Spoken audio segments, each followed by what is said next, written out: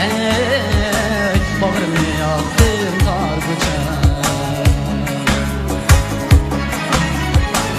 Can anamın bağrıdek bağrımda men, ey kanlıdır ey bağrımı yaktın kar koçan.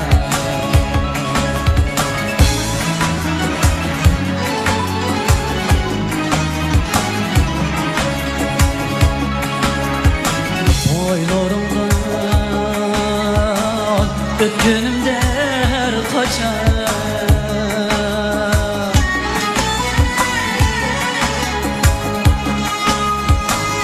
telmürü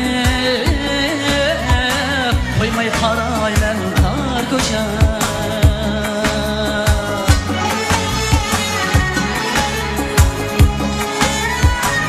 Kimsenin Ardaydı koynum bir cahan, ey gül çiçek ey reyhan duray sen kar koçan.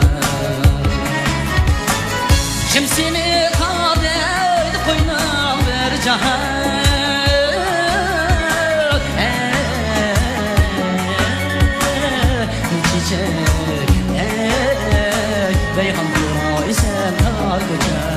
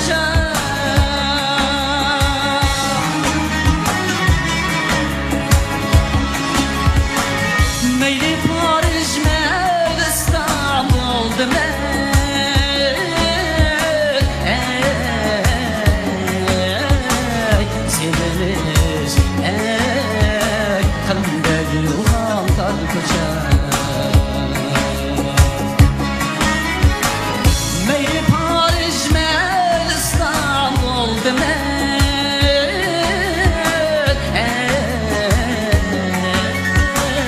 severiz kalbimde yuhan kar koçan.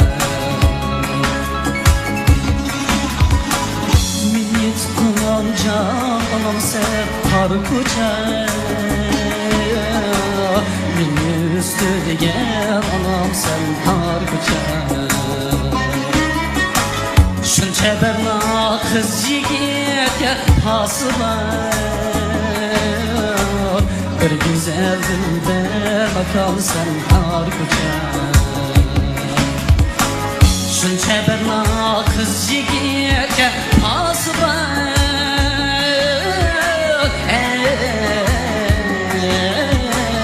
bir güzel dilber makam sen kar koçan. Dilber makam sen kar koçan.